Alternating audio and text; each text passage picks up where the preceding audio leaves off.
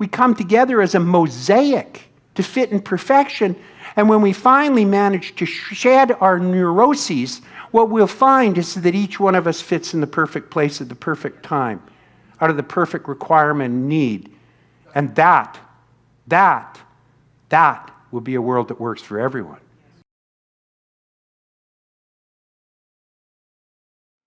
Thank you, Oscar. Thank you, Lainey. Oh, that's such a beautiful song. Yes. All right, so I get the pleasure and the honor and the privilege to introduce our guest speaker for today. I'm so grateful. We're also grateful that he flew in from Kelowna, Canada.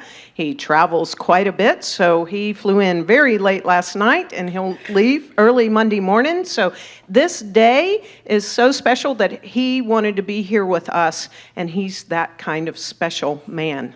So Dr. Kenn Gordon has been teaching, practicing, and living the science of mind for 26 years. He has been giving of himself in greater leadership in some shape, form, or fashion for 22 of those 26 years. And when the two organizations, at that time known as International Centers for Spiritual Living and United Centers for Spiritual Living, came together in 2012 and became Centers for Spiritual Living, he was elected as our spiritual leader, and he has been that for almost 8 years. So he's about to term out as the spiritual leader. He's clapping. He's about to term out as the spiritual leader of our international organization. He has such a huge heart. He has such a presence of a sequoia tree. And he is gentle and yet very firm in what he knows to be the truth and the principles of the science of mind. So let's give Dr. Kenn Gordon a round of CSLDallas love. Thank you.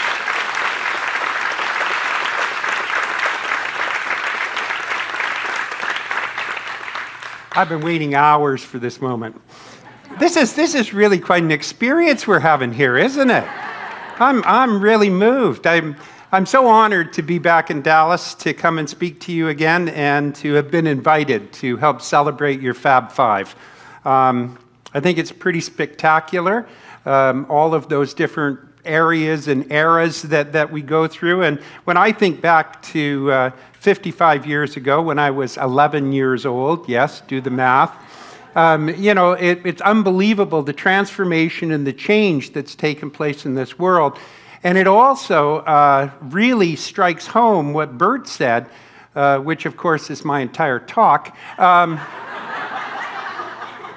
how all the lives that have been changed who've come through these doors over 55 years. It is truly, as he said, how many people here when they first walked in the door of a Science of Mind church had an aha experience that said something along the lines of, I didn't believe anybody thought this way. Yeah. I can remember the first 2 years I went to the center in Palm Desert, California, where I graduated from. The first 2 years I can remember I cried every single Sunday. I sobbed, especially when the kids came up and sang, "Let there be peace on earth." There was something resonant in this teaching. Now, I didn't know the teaching first 2 years. I thought I did. Isn't that the way it is? My teacher used to say that I was in religious science for 10 years before religious science was in me. But you get accustomed to it, it kind of fits in there. And so when Bert was talking about the aha experiences that everybody have when they come in, I totally can relate to it.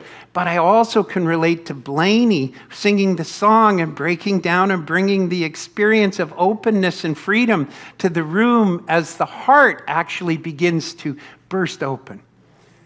Can you imagine if we lived in a world where it was okay for us to be that way all the time?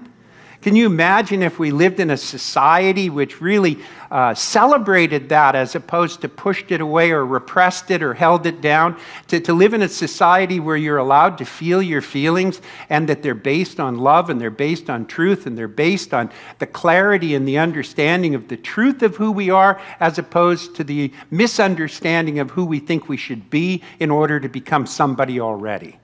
And that's what this teaching did to me, and I have no doubt for the last 55 years that it did it for this community and that it does it for 400 other communities in CSL and thousands of other communities in other denominations. I hate to tell anybody this because it's really my bread and butter, but religious science does not hold any corner or copyright on the truth. It's everywhere present all the time. And there are people, there are way more people out in the world right now that believe as we do than we can possibly imagine. They just haven't been able to walk through the doors of some place which have cracked them open to say, do you know what, it's okay. Or more to the point of saying, as we used to when we left Asilomar, we'd leave Asilomar and everybody would always say, oh, I hate to go back to the real world. And somebody would always point out, no, this is the real world. That's the unreal world. That's the difference. That's the separation. And what a gift it is that this experience of coming together has been here and the way that it works. Yeah, 55 years ago, a group of people got together with Reverend Dr. Donald Curtis, and what they did was they planted a living idea in the mind of God. And like any living idea in the mind of God, what's planted, it draws and attracts to it everything that is required and everything that is necessary to nurture, nourish, and maintain it. It's the same thing in each and every one of our lives. Our life itself is a living idea in the mind of God. And when we remember that, when we bring ourselves back to that place and that point, that what we can do is be conscious of it, what happens is we learn to be able to surrender and realize the magnificence of everything that is going on and everything that is taking place. I have absolutely no doubt in my mind that the Dallas CSL, under whatever name it happened to have been, went through certain times and eras where maybe perhaps it didn't feel so comfortable. Maybe it didn't feel like it was really, really going somewhere. So I look to the people who have been here and stayed here for so long, and I just congratulate you for maintaining and let you know that I think you are visionaries because you went into the gunk at some point and came back out on the other side, proving the whole idea that moves through it. And that natural law that we're part of that says everything evolves, everything it grows, everything expands. And we sometimes in the church business get caught up in the idea that growth must mean people in the seats. But it doesn't. It means growth in the foundation of our being and the awakening of our own selves to the truth of our being. To be able to awaken to our spiritual magnificence and stir something within ourselves so that what happens is that we suddenly begin to break open to become the Blaney, to open ourselves up where we live our lives free and easy and where we recognize the beauty that exists in life. Dr. Kenn, it's Laney. Laney. My apologies. I added a B to it.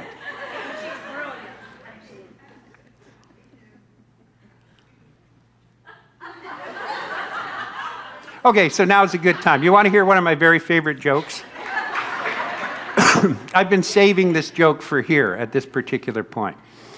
So do you know you're part of our online community? Every time you watch us, you belong to CSL Dallas, and we're so happy that you're part of our community. And we love providing you this kind of spiritual message. So if you want to keep seeing this, please donate. You can donate at csldallas.org/give, or you can text 972-954-4404. Be part of our community and sit back and enjoy the message. My wife Deborah and I have this beautiful friend, and his favorite number was 5, just like the Fab Five. It was absolutely the best number he ever had. And it was understandable why he had that number, because he'd grown up in a family where there were 5 brothers and 5 sisters. He lived at 555 West 5th Avenue. Everything in his life reflected the 5s that existed in his life. They were all there all the time, constantly and consistently. Everything showed up. So on his 50th birthday, he was sitting reading the newspaper, and he went through the racing sheets, and he saw that there was a horse that was running in the 5th race with 5-to-1 odds named Senko. And so immediately what he did was he said, "Oh, it's a sign from God." And he jumped up and he ran down to the racetrack, and he ran up and he put $5,000 on the nose for that horse to win. Horse came in 5th.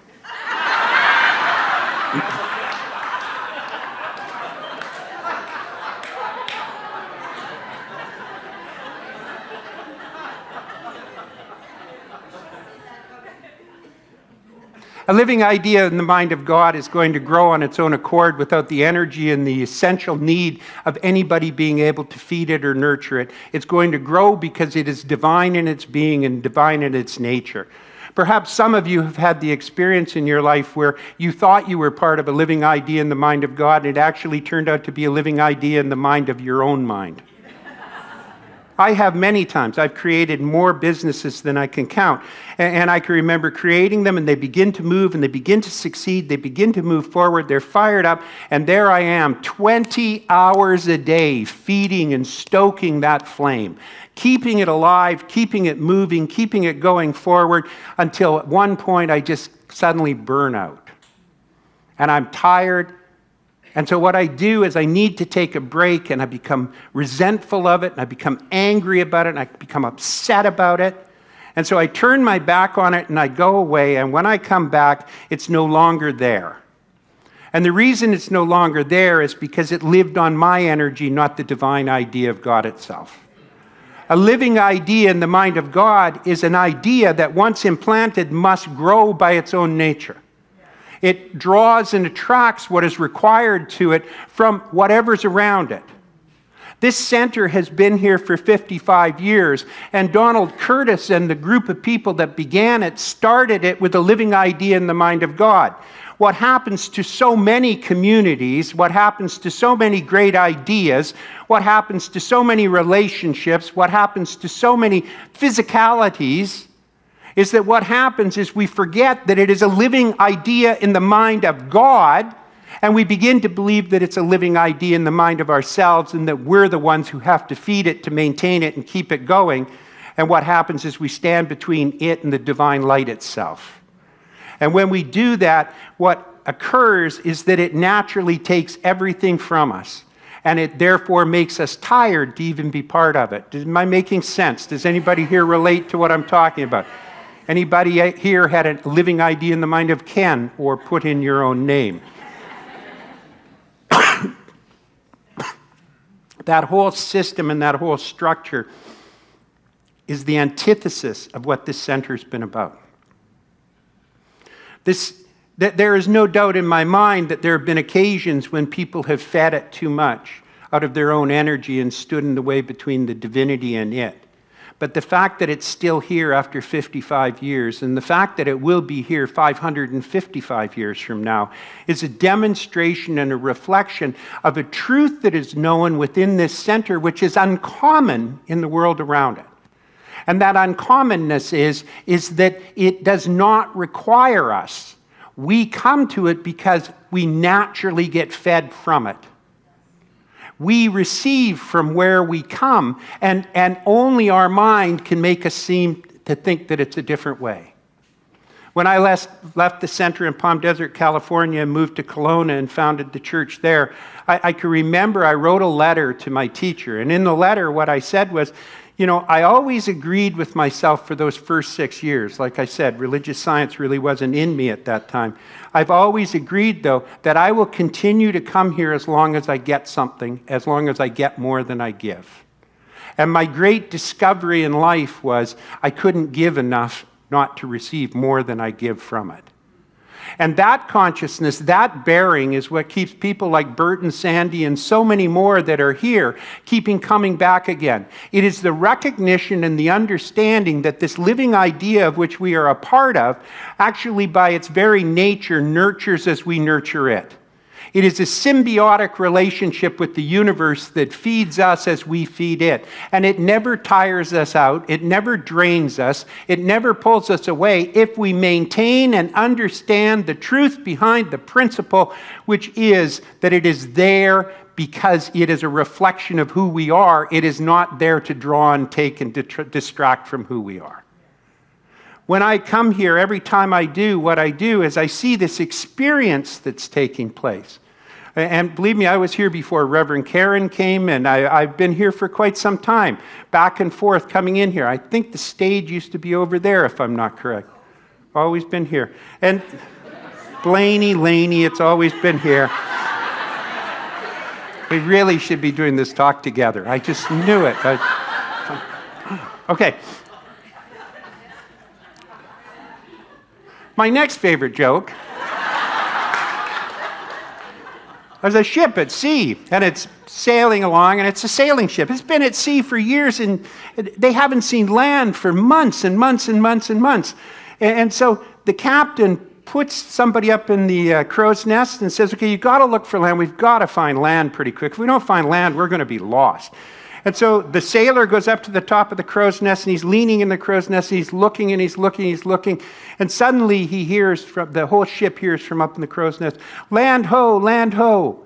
And so everybody runs to the rail, and they look, and sure enough, they see a little smear off in the distance. And they see that smear off in the distance, and so they start sailing towards it.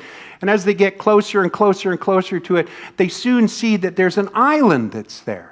And so just extremely grateful that that's there. They get a little bit closer yet, and they see that there's a big bay on the island. And so they start sailing for the bay. And when they get to the bay, they look across the bay, and they see some guy standing on the beach, jumping up and down and waving his arms. And so they pull in, and they drop anchor, and they see that there's 3 little homes or houses that are built up on the beach. And so they put their boat in the water, and they row into shore. They get out of the boat in the shore, and they walk up, and the guy who's there says, thank God you're here. I've been 15 years deserted on this island. I can't believe it. There's not been another soul. I've been all by myself. There's been nobody to come to, nobody to speak to, nothing. I'm so grateful you're here. And the sailors say, oh, well, we're happy to be here to save you too. But I can't help but notice you have 3 buildings, and you're here all by yourself. The guy says, yeah, I know. He says, well, that one over there, that's my house. That's my home. I say, oh, yeah. And that one there, that's the church I go to. Oh, that's nice. And what about the 3rd one? Oh, that's the church I used to go to.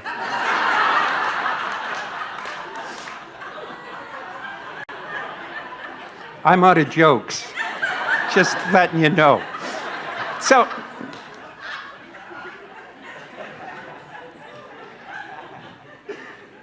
a living idea in the mind of God is something that feeds us. And what we're looking for to be fed is the community that we're in. What we're looking to do is we're looking to be able to celebrate ourselves. And when we celebrate ourselves, we find ourselves in a situation and a circumstance where we begin to feed other people. You know, out of the thousands of people that have come through those doors and had that aha experience, there are hundreds of thousands of people that have been affected by this teaching. When you think back to 1964 and what occurred and what happened in 1964, and you look at the dramatic transformation and change that has taken place in the world since that time till now, you get some appreciation of the evolution of a living idea in the mind of God and what it looks like. Now, the outpicturing right now might not be the best that you can think of. It might be the church you used to go to. It might be some ideal or idea that you hold in place. But I will tell you that evolution is ever happening and ever participating, ever taking place, ever expanding, ever growing. It is ever awakening and bringing humanity into the realm of the truth of who they and what they really are, which is divine individualizations of spirit itself, who therefore can recognize that in everything that exists within our environment. The end result is that awakening is a process and it's a progress. And when Donald Curtis began this center with the group of people he did, what happened was he planted and implanted a vision. And that vision had to be made true. As long as there were people holding on to the ideal and allowing it to be the truth so that it didn't become something else, and that something else became not a living idea in the mind of God, but a living idea in the mind of those who were controlling and running and making it happen. So I credit Karen and Petra. I credit our ministers. I credit our practitioners. I credit the people who participate in this with that conscious awareness, knowledge, and knowing, and I credit you for doing the same.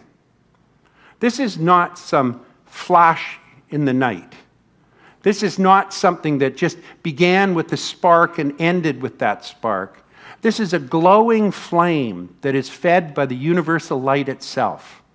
It's a cosmic appreciation of the understanding and the expansion and the evolution of humanity around it. And this teaching, this thing called science of mind, has helped transform this world into a better place than it's ever been before. And today is the best time it's ever been. As hard as it is to believe sometimes when we look at the smallness of the life outside, when we look at the minutiae of life and see it in activity and action outside of ourselves, it's hard to remember that that is not the truth. The truth is that there has been an obvious process of transformation that has taken place, not just since 1964, but from the beginning of time. And this expansion is beginning to escalate and pick up and move. And it takes wisdom, such as the wisdom that you have and your leadership have, to be able to recognize it and do the transformational changes that are required in order to make it a larger and a greater idea than it was before. And you know what? Sometimes that upsets us as individuals. You pulled the Lord's Prayer from our service. I don't know. We don't sing "Let There Be Peace on Earth" anymore. Whatever happened to that? Somebody changed the chairs. Apparently the dais is in the same place it always was, but somebody changed it to another place. I'm out of jokes. You know what I'm talking about? This change that we see in the world around us is a reflection of the natural evolution and growth and development of who we are.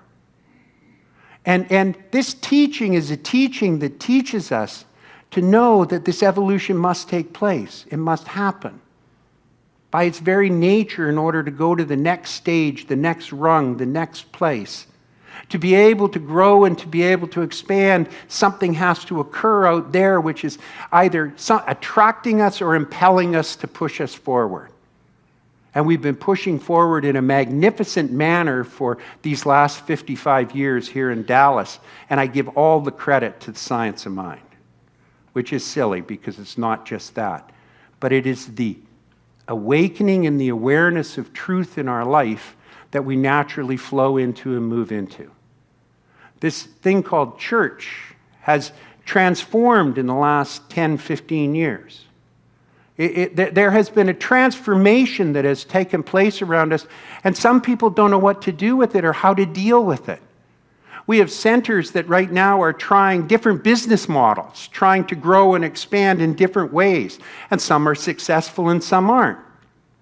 And it's up to us to watch and to see what works and allow that change to take place, allow that progress to take place within our own communities so that what we can do is draw and attract other people into our lives, people that are looking for the same thing that we found but need to hear it in a different manner than they've ever heard it before. And so what we see here is we see a congregation and we see a center that must be a living idea in the mind of God because it goes through the transformational change with such ease, even though it doesn't feel like ease at times. It grows naturally and expands beautifully and magnificently. It holds on to people, knowing that they belong as opposed to they have something to rail against or fight against. It feeds and nurtures, and in turn needs feeding and nurturing to be able to expand and grow. This is an iconic church, Dallas. Under Dr. Petra and Reverend Karen now, what it has happened is that it has always been one that has seen the next stone to step onto. Found a new way to be able to teach, despite the fact that the internet opened up and taught everything that we teach in 20-minute courses. It promoted and brought forward an idea of a new form and a new way to build a structure of what we call center church, spiritual community, Sangha, to allow us to be able to step forward so that we can continue to deliver to humanity the aha experience of walking through a door and the cracking open of understanding and appreciating the depth of the emotional connection that one has.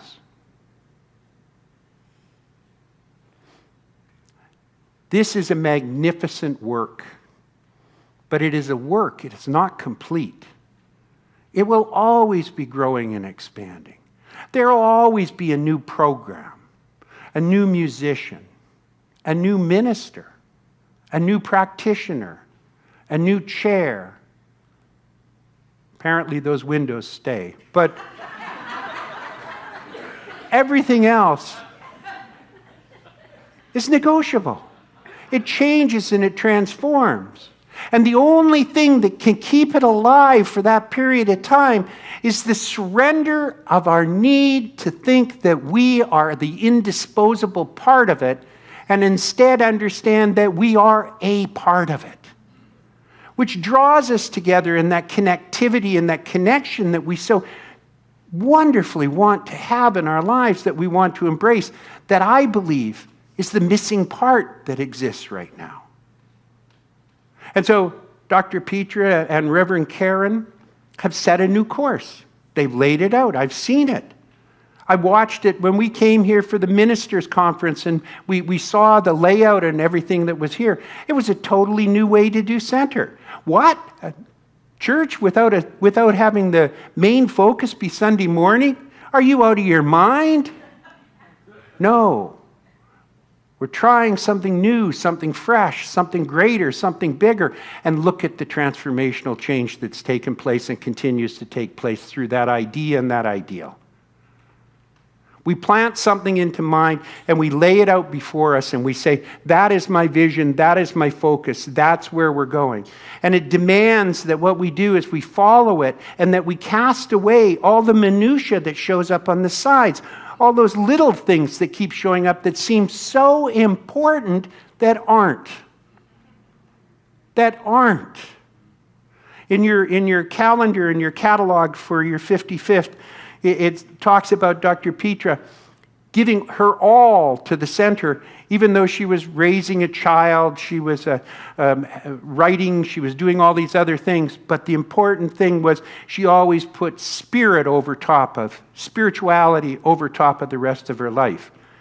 That's a misnomer. She didn't put spirituality over the top of the rest of her life. Spirituality is her life, and it's your life too. And it needs to be nurtured and fed and supported. It needs to be growing. And it doesn't have to come with a cross or with a Buddha or with anything else attached to it. It needs to come from an awareness within the individual. And that awareness is that I am of value, otherwise I wouldn't be here. I am of value, otherwise Spirit would have wiped me off of here a long, long time ago, would have removed me from the equation. This is the truth of who we are. We come together as a mosaic to fit in perfection, and when we finally manage to shed our neuroses, what we'll find is that each one of us fits in the perfect place at the perfect time, out of the perfect requirement and need. And that will be a world that works for everyone. When we understand that I don't have to be a doctor or a lawyer, I can be who I am. When I understand that I don't have to have society tell me what I'm supposed to dress like, look like, or be like. When I understand that by the mere fact that I exist, I am a vital part of a divine requirement and a living idea in the mind of God. And this is a living idea in the mind of God. This center for 55 years is a living idea in the mind of God. Each and every one of us here is a living idea in the mind of God. And we create form in the same fashion, the same pattern, the same way as Spirit does. And we create it by feeding it with love, which is infinite. So it doesn't take energy, which is finite. And it allows us to be able to feed it out there. And to do that, it demands that we recognize where we get it to have it fed back to us again. And it becomes that never-ending cycle, that perpetual motion machine that they say is impossible. It is not impossible. It's who you are. I'm here. I flew here from Canada for this day, for this morning, for this 27-minute talk. I flew here because I love you and because I recognize the value that you bring to the world and because I see the transformation and the change that has taken place in this world through the application of your belief system, your thought system, your activity that is nurtured and supported by walking through those doors and supporting this center. So God bless you. Know you're loved, know you're honored, and know that we hold you as sacred, for that is the truth of who you are. Thank you, God. Thank you, you. God bless you.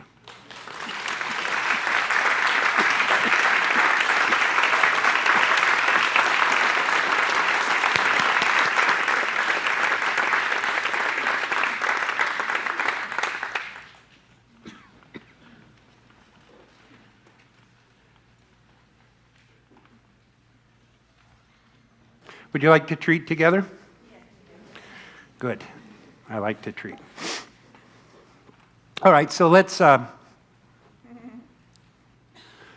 just breathe into the moment right now and ground ourselves.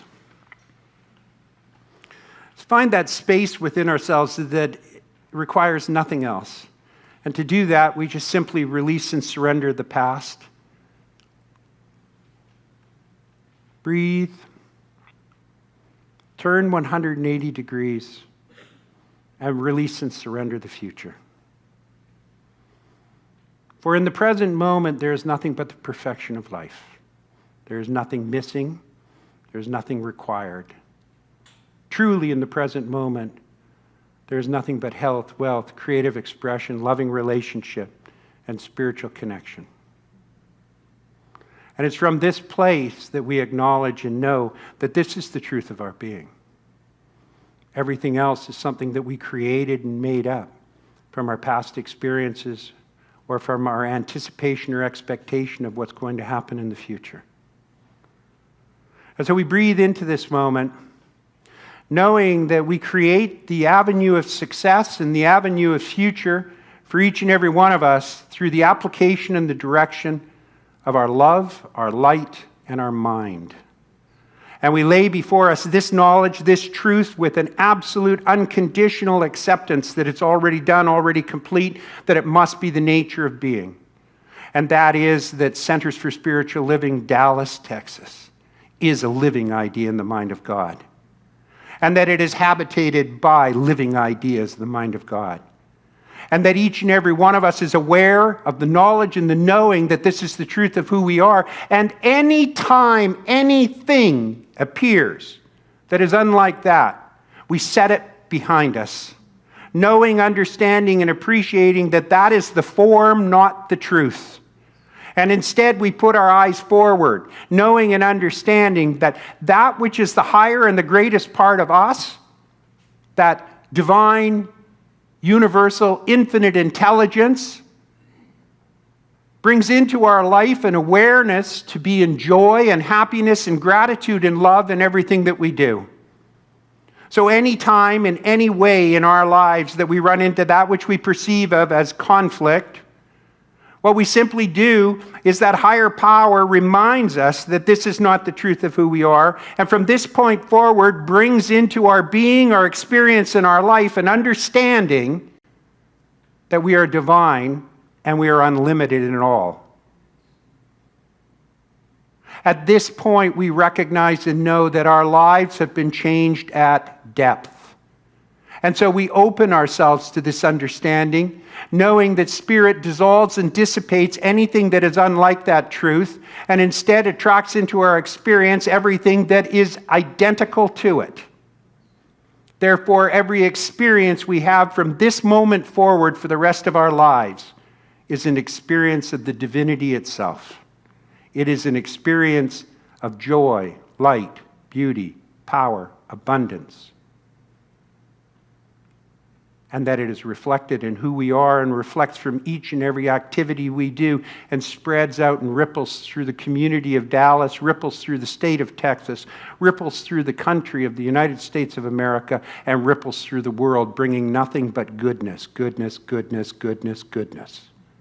Accepting and expecting this to be so, I give thanks that it is the natural way and that it is already done and complete even as I speak this word, and I surrender it back to the universal intelligence and demand that it be my truth and demand that I live from it.